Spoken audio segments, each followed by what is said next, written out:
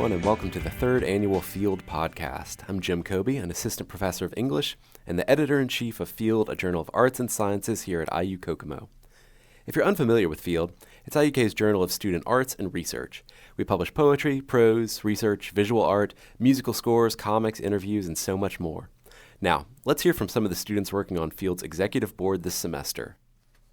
Hi everyone, my name is Skylar Anthony and I'm this year's managing editor for Field. I am so honored and excited to be a part of the Field board this year, but perhaps even more excited to share with you all the incredible pieces from last year's volume. I am a senior English major with a psychology minor, and I've had the opportunity to work with the Field crew since my junior year when I served on the prose review board. There's something so special about getting to witness the passion and creativity that IUK students put into their works, and I'm thrilled about the opportunity to help create a space for their voices to be heard. Hello everyone, my name is Elizabeth Byram and I'm the art director for Field Volume 8. I'm currently a junior here at IUK majoring in new media, art, and technology. I got involved with the journal thanks to Levi Haney, the art director for Field Volume 7. I was intrigued and inspired by his work in last year's journal and thought it would be a great experience to get involved as well. A lot of my work is done on a more digital platform. That being said, I enjoy creating and expressing myself through other mediums such as photography and drawing. This year, I am excited to hear different voices here at IUK.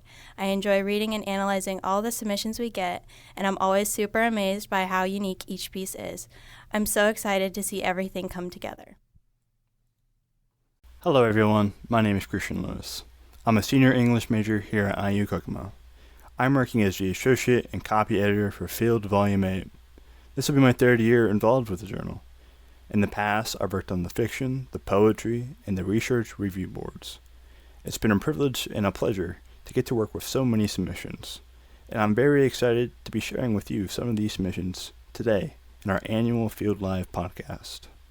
So, without further ado, let's hear from Brenna Taino.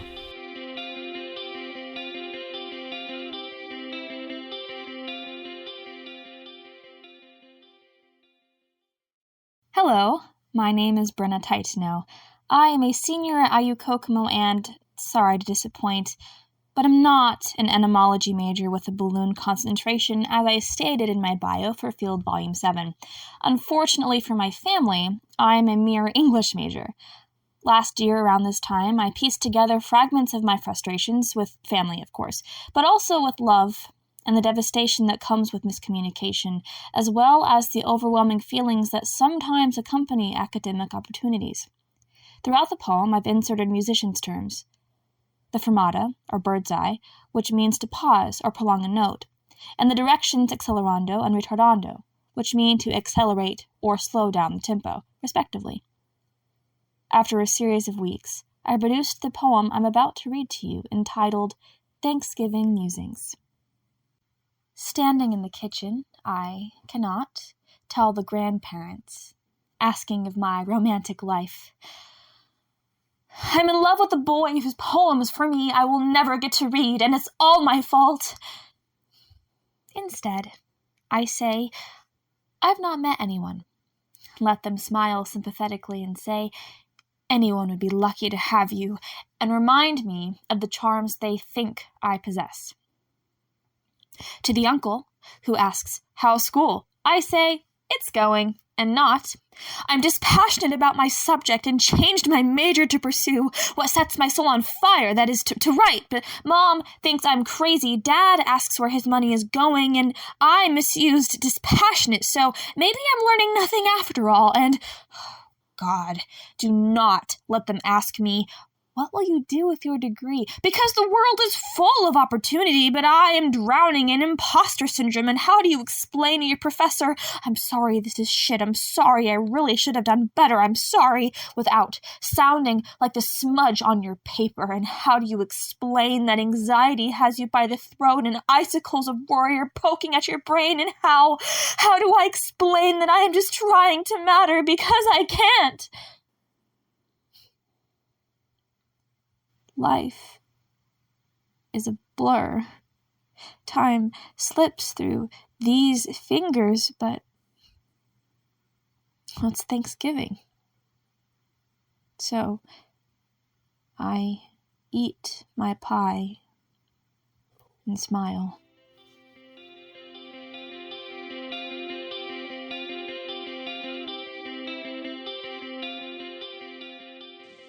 My name is Bethany Curtis, and I am a junior majoring in English with a literature concentration. And even though I write every day for class, work at the writing center, and occasionally write poetry, I much prefer reading. But I do have 4 poems published in Volume 7 of Field, and I will be discussing and reading 2 of them. My first poem is titled We Don't Consume Food. And I have a long history of relying on food as a source of happiness, and thinking of this reminded me of how much power food can hold over us due to addictions, control issues, and beauty standards. So, content warning, eating disorders. We don't consume food. Food consumes us. It takes over our bodies, our minds, becomes an addiction, an idol. It makes us think that we are in control when it is by far the opposite.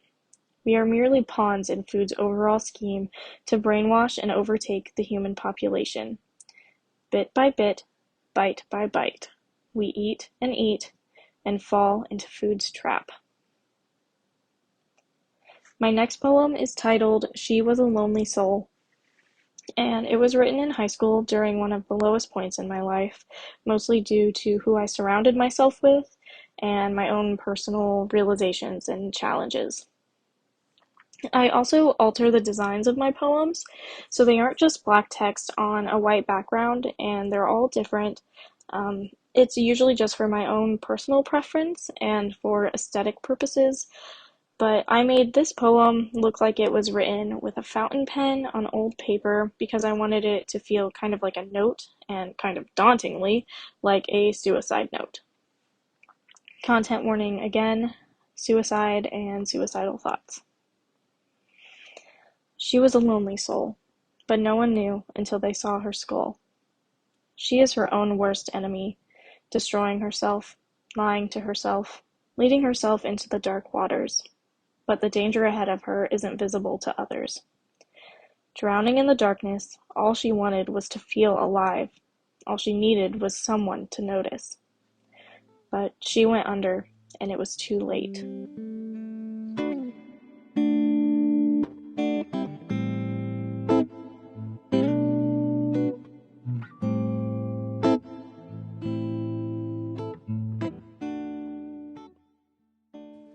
Hi, I'm Skylar Anthony, and I'll be talking a little bit today about my research titled, What Are You Afraid Of? Analyzing American Horror Culture Through the Lens of Southern Gothic Literature.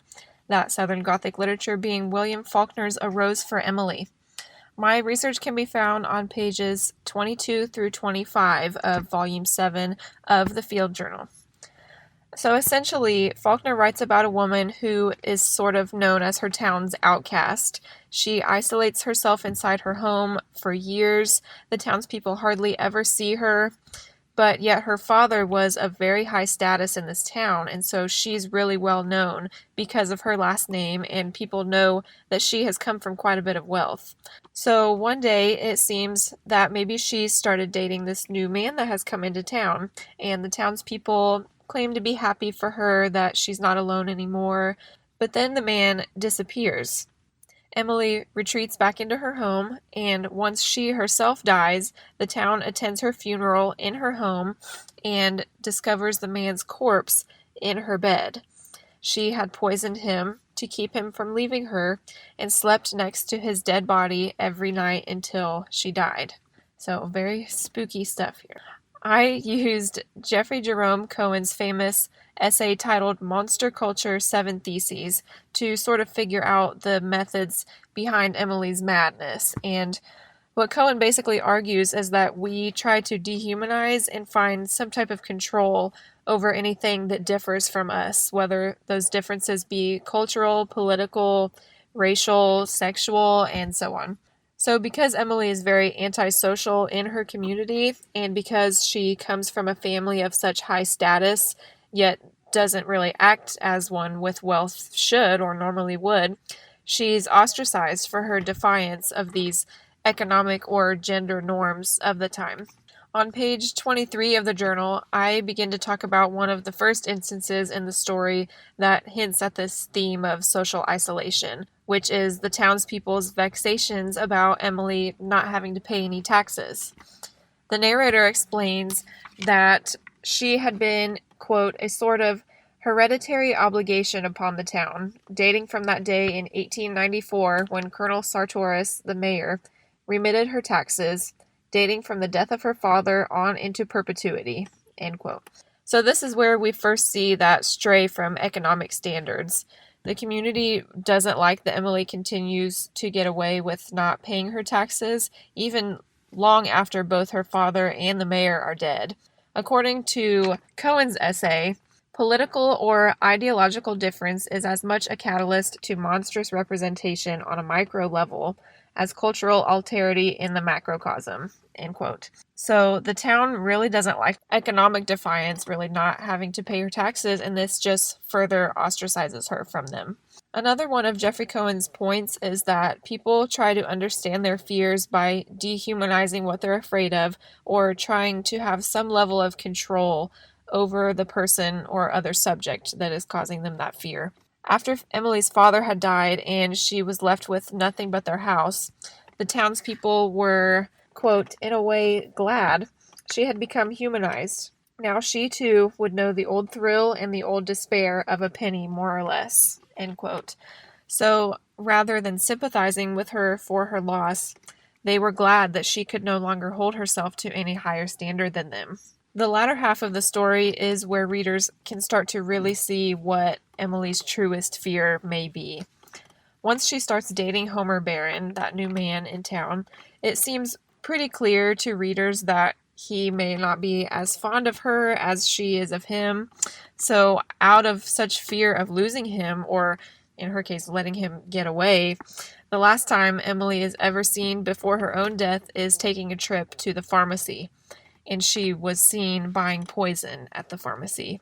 Afterwards, she isolates herself inside her home again until the day that she dies, and the townspeople all come to her funeral out of sheer curiosity of their social outcast. And to their horror, they all find Homer Barron's long-deceased corpse laying frozen in an embrace in he and Emily's bed. So she was so fearful of being alone again that she went to the extent of poisoning him and holding on to his corpse until she died. And according to Jeffrey Cohen, Emily clearly disobeyed common female behaviors of this era, besides, poisoning her lover. Not only was she unmarried and reared no children, but she was also quite apathetic, as you can kind of tell, which could make a woman of this period seem rather rude and therefore undesirable. So her actions ultimately led readers to the conclusion that her deeply rooted fear of letting go of a loved one and remaining alone forever was just too much to bear, thus forcing her to mummify Homer so he may never leave. So it's quite clear throughout Faulkner's story that being different, whether that be culturally, politically, and so on, very often results in total dehumanization. And this is still the case today. A Rose for Emily remains so popular today, though, because these fears of isolation or never finding love and being alone are still very present in society today. However, one shift in more recent generations that has been observed is that this fear is actually slightly dwindling. Many young people are choosing not to start families, avoiding long-term committed relationships, and this is implying that maybe they're okay with certain levels of isolation. I believe that future directions of inquiry may want to investigate what is causing these shifts in preference and these shifts in being okay with those certain levels of isolation. But until then, tales such as A Rose for Emily remain eerily entertaining. Thank you.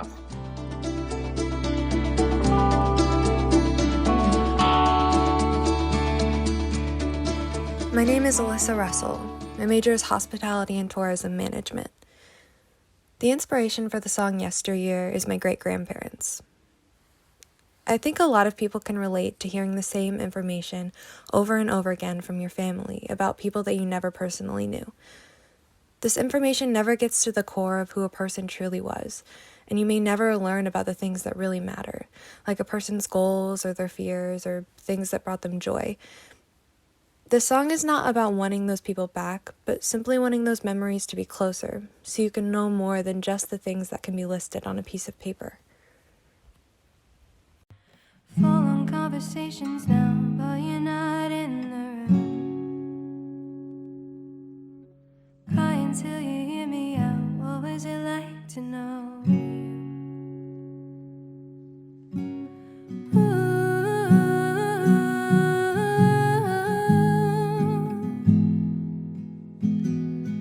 What was your favorite thing to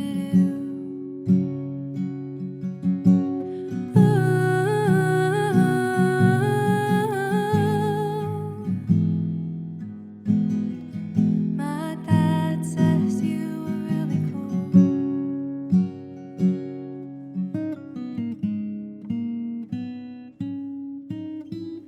Trying to piece together the fragments of your life, and I imagine what it was like to know your smile. But paper can't know a person or their hopes and fears. Oh, I wish you were only yesteryear. Looking at your photograph about the age of 16. Thoughts that I can't grasp. Will I ever picture that scene?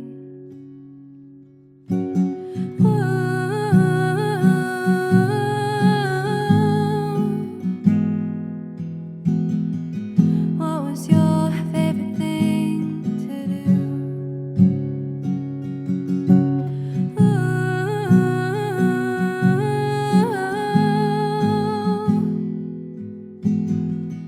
My dad says you were really cool.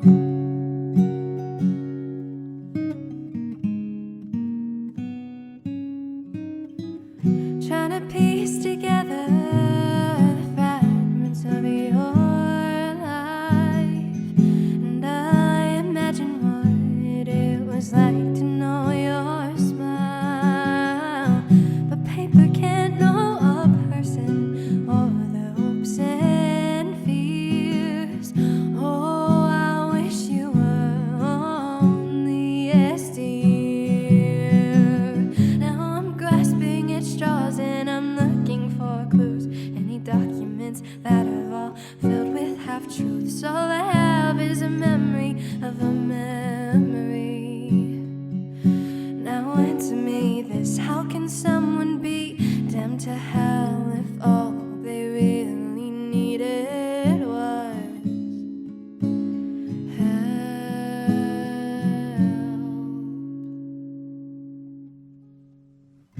Trying to piece together the fragments of your life, and I imagine what it was like to know your smile. But paper can't know a person or their hopes and fears.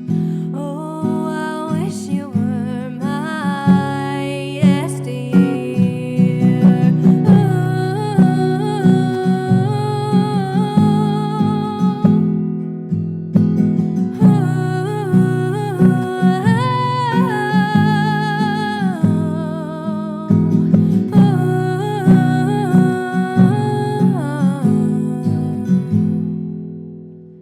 Full on conversations now, but you're not in the room. Cry until you hear me out. What was it like to know you? Hi, this is Jim Kobe, Editor-in-Chief of Field. Coming up next, we have Savannah Cooper reading her short story, Phone Oracle. This piece was recorded live at the Field release party on IU Kokomo's campus in April of 2022. Also, as a note, I believe this is on page page 106.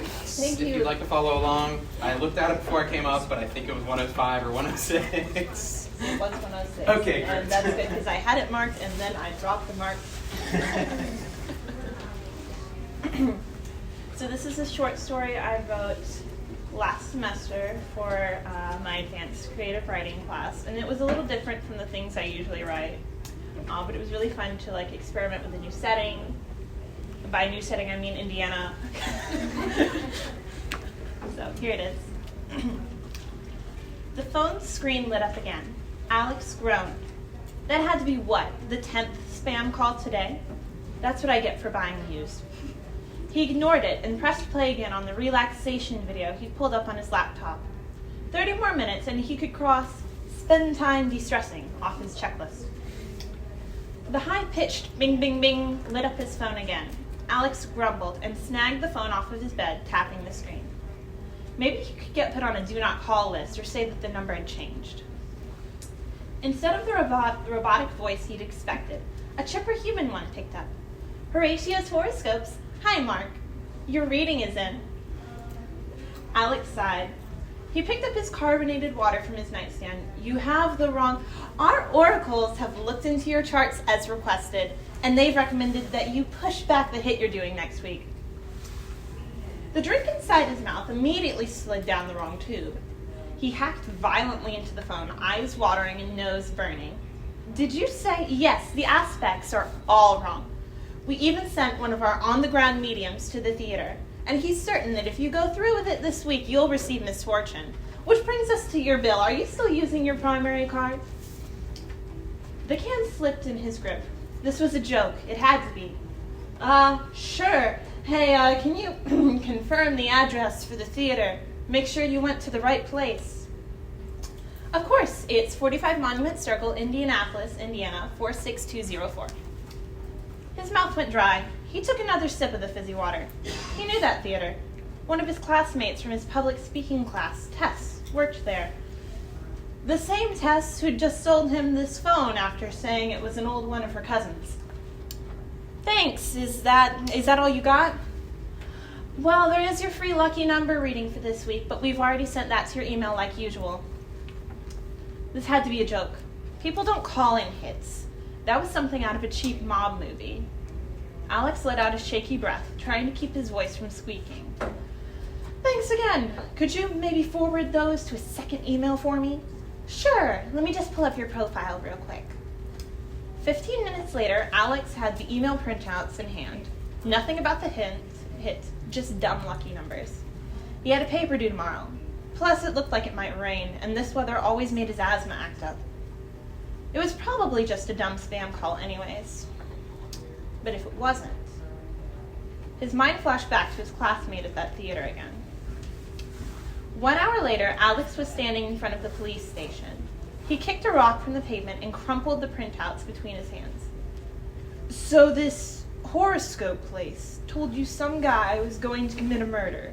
The inspector had raised an eyebrow before taking a sip of his coffee. Yes, well, kind of. They were calling the Mark guy, not me, but... So you answered someone else's spam and brought it all the way over here. The man flipped through the email printout, but his eyes had already glazed over like Alex's did when reading a particularly dull textbook. Alex's mouth went dry.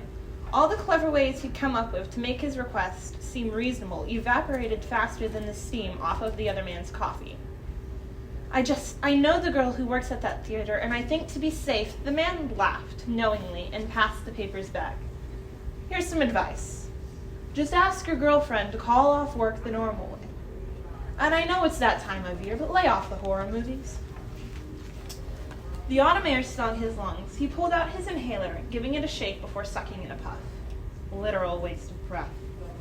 Well, due diligence done. Cops thought he was crazy. Now he could go back to his apartment and alternate between finishing his paper and maybe working on that model airplane he'd been building. His hand snuck into his pocket and pulled out the crumpled sheets. 3, 4, 7. What did one even do with lucky numbers? Buy a Powerball?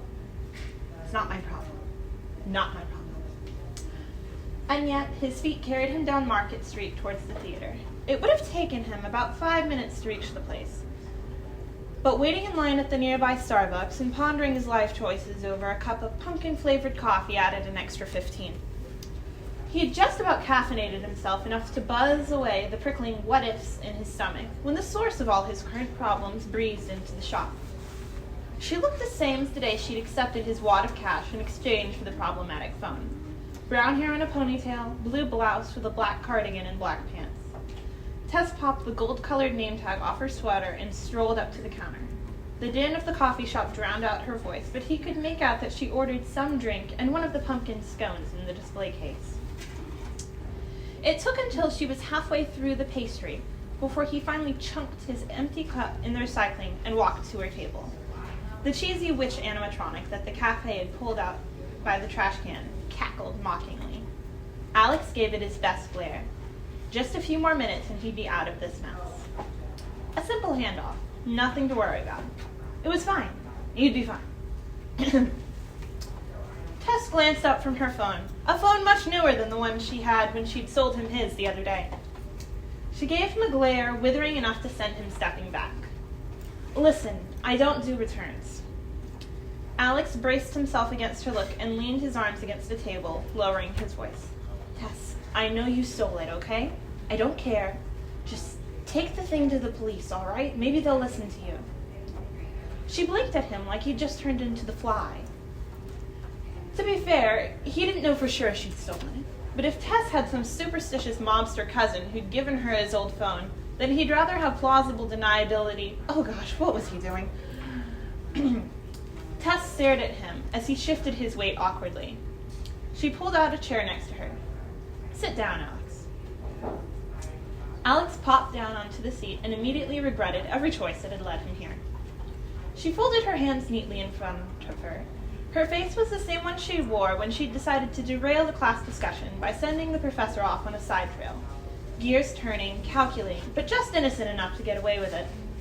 So, what is it you're wanting? Losing the death threat spam calls would be nice, he managed to get out. Cute. Now be serious. I am being serious. He quickly summarized the call he picked up. Tess went still. The police? Already tried it. They don't believe me. I thought maybe they'd believe you. She picked up her coffee. The cup trembled in her hand. Why? I know we don't talk much, or at all really, but I've seen you in class. When you talk, people listen. She stared at her cup like it wasn't there. The fateful phone blared out again from his pocket. Alex quickly jerked it free. Same number. May I? He passed it over. When she answered, her voice masked itself in artificial politeness. Hello? No, he's not available. May I take a message? Mm-hmm. Okay, thank you. Yes, you too. She hit the red button on the screen and hung up. Well? Horatia's Horoscopes is calling back to inform you that once again, the aspects are off or something. God, she wasn't even fazed. Is there some cottage industry in Hitman superstitions? I don't know, she snapped, finally leaning closer. Look, maybe it's a joke, maybe it's not real, but if it is... They exchanged a look. Alex shuddered. She glanced over her shoulder and pulled her cardigan tighter around her. If the show isn't sold out, I can get you some tickets tonight. Me? What, you're going to shove this all on me? No. You're the one who had to answer the call. I just wanted to make some pocket change off of someone else's forgetfulness. So you did steal it. Shh. It doesn't matter. She waved her hand like a judge dismissing a case, and somehow he believed her. The point is you're here, talking to me, which means you must feel more responsible than you let on. Otherwise, you would have let it go to voicemail and never bothered. Now, as I said, I can get you a ticket. Here's what I say we do next. 6 hours later, he was shifting in his seat and searching the crowd below for Mark. She'd gotten him on the balcony, which gave him a good view of the lower seats. Tess lingered near the doors leading into the theater. They exchanged a slight nod before going back to scanning the room.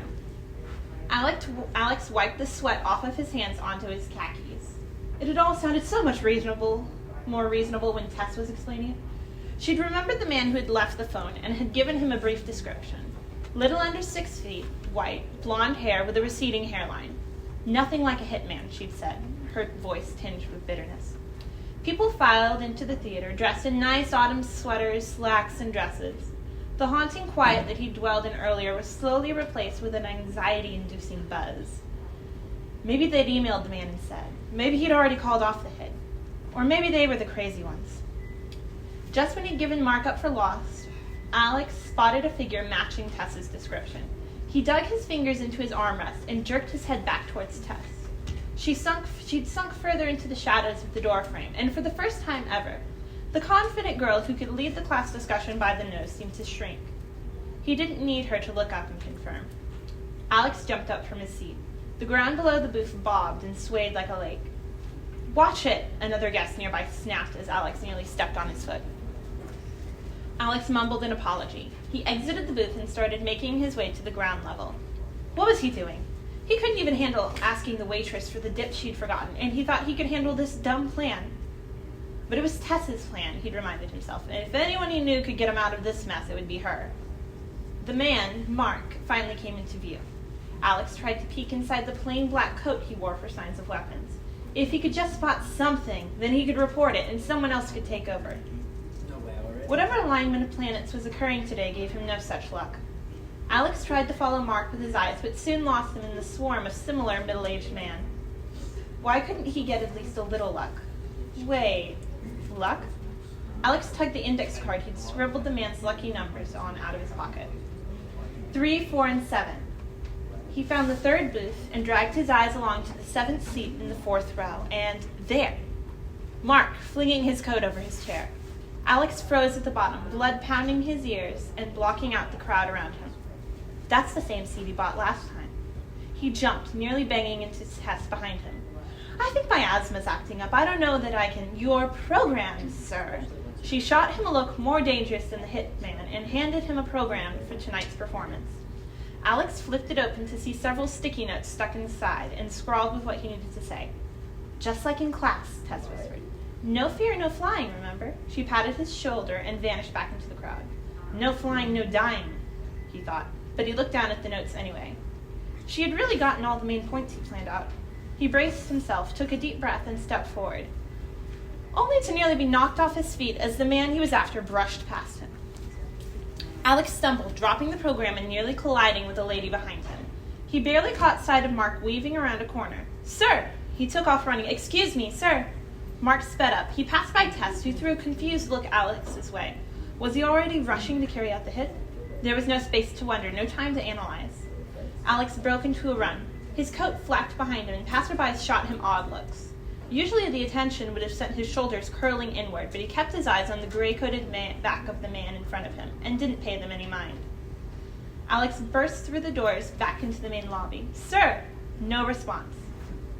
He growled under his breath and grabbed the closest thing out of his pocket, sending it hurtling through the air at the man. His inhaler smacked the hit man in the back and clattered to the ground. Mark froze. He stuck his hand deep inside his pocket and turned around. Alex's breath would have frozen as well, but it was at that moment, when faced with the cold eyes of the hitman, that he realized he was wheezing. He skidded to a stop next to the man and pressed his hand to his knees, breathing hard. Snatching his inhaler, Alex popped the lid and sucked in a puff. "Need something, kid?" His voice was cold, colder than the air around him. I've got your reading, he swallowed and finally straightened. Mark's brow furrowed. "My what?" "Your horoscope. Horatia's horoscopes. You weren't answering your phone, so they sent out one of our in-person representatives, which is me." He pointed to himself. Recognition shifted in the man's eyes. "Sent you in person, did they?" "We're very dedicated to our customers." Alex imitated Tess's customer service smile. "Huh. Well, what? Oh, the reading, right. You don't look quite like one of those people." He narrowed his eyes. "Figured you'd be more..." He waved his hand at Alex's khakis and sweater. "Not that." "Confidence, confidence." "Like all fields, sir, we're evolving, changing, trying to serve our customers, like yourself, better." "Can't expect us to dress like something out of a movie?" Alex let out a laugh that he hoped was convincing. It wasn't. Mark's stance shifted, the movement so slight that it shouldn't have made a difference at all. Somehow, it did. He rose to his full height, feet squared apart. The muscles under his mild-mannered clothes tightened in preparation, and those eyes. sharp, dilated, like a hunting dog called off its prey. Give me the numbers. Alex was halfway through imagining his neck snapping under the man's grip when the words finally sunk in. The numbers, he repeated like an idiot. Mark's hand slapped onto his shoulder. He laughed much more convincingly than Alex had. The numbers. And the hand on his shoulder tightened enough to leave a bruise. Alex winced. 3, 4, and 7, sir. The grip loosened, but the hand stayed. Lucky seat, right? Usually, but your reading kind of screwed with that. He shrugged, an excuse for the hand to drop. It didn't move. Fair point. Give it to me then. I've got business to take care of. His head started whizzing again. Alex blinked away the black spots swimming in front of him and forced the smile back into place. Tonight's a bad night for any business. The aspects aren't in alignment for it. Mark's brow instantly furrowed. Why? Full moon in Aries. It's a big cord-cutting moment. Expected to be sharp, not a lot of proper closure. And with you being a Cancer, that's likely going to manifest in something related to your career. Bad time to handle a major job. Did he understand anything about what he just said? No.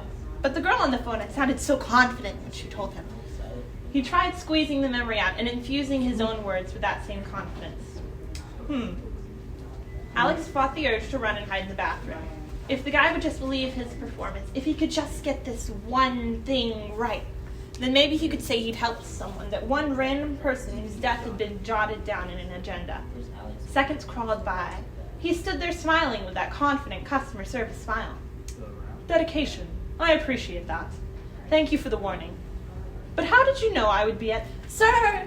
Tessa's voice rang out as she ran towards him. Is this yours? She held out the phone that she'd stolen that she'd sold to Alex. The one he hadn't even been aware had left his pocket. Mark blinked in surprise.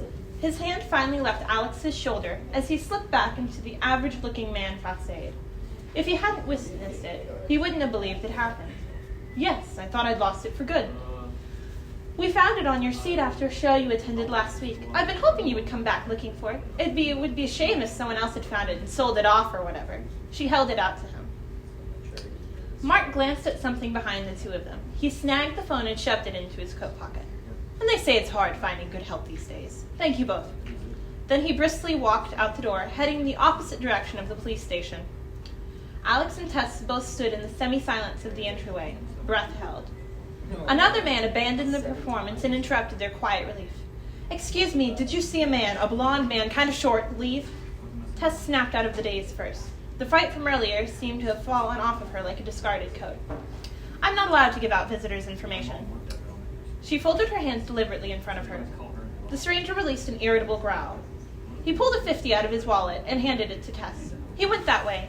She jerked her thumb in the right direction. Without another word, he dashed towards the door, whipping his phone out of his pocket. Alex could just make out a few of the words. Don't know why. Lost sight. On his tail now. Finally, Tess spoke to him. You did well. So did you. You know he's probably going to go out and do this some other night, right? Alex's mouth curled into a real smile this time. Yeah, I know. But it won't be tonight. He patted Tess on the back as they both strolled back into the theater. The end. Hi, this is Jim Kobe. Thank you so much for listening to our podcast, and thanks so much to all the contributors, those who contributed their works, as well as the music for this podcast. Thanks especially to the executive board, Christian Lewis, Skylar Anthony, and Elizabeth Byram for all their hard work on this project. We'll see you all next year.